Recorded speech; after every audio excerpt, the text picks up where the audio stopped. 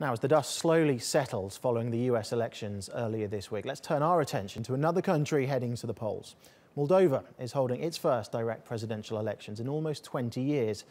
According to the latest polls, pro-Russian socialist Igor Dodon is almost 10% ahead of ex-World Bank socialist Maia Sandu, who's keen on improving relations with Europe. Nick Toxvig reports. Citizens of Europe's poorest nation, Moldova, head to the polls on Sunday for the final round of voting, choosing between two very polarized candidates. Right-wing Maia Sandu, a former education minister, is a staunch supporter of European integration. The path to European integration is the best one for us because it is in the European Union that you find a real democracy, prosperity for all of those who work, and you see countries that have succeeded in fighting corruption. Moldova is still recovering from a corruption scandal in 2014 when $1 billion vanished from three of Moldova's leading banks, with a lot of the funds passing through UK companies.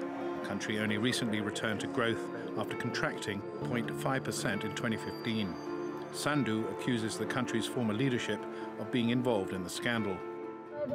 We need someone who has never stolen, and I tell you with total responsibility that in my entire life that I have never stolen a single centime from a person or a state. Her left-wing opponent, Igor Dodon, argues that it was Sandu's former bosses and colleagues who caused the problems. Dodon is widely seen as pro-Russian. His biggest challenge is to remain on good terms with neighboring Ukraine and attract voters who are not willing to give up their European dream. I am pro-reform. I'm not against the European Union. I support good relationships with both the EU and Russia. I was the economy minister. I know very well that without reforms, we cannot move forwards. I think that European legislation will be a good example for many of the necessary reforms in Moldova. And changes seem to be needed. Moldova has had 6 prime ministers in 3 years.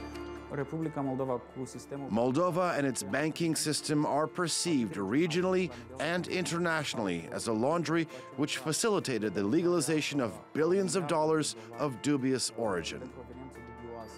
Almost a quarter of the 3.5 million population have left Moldova to try and find work in other countries.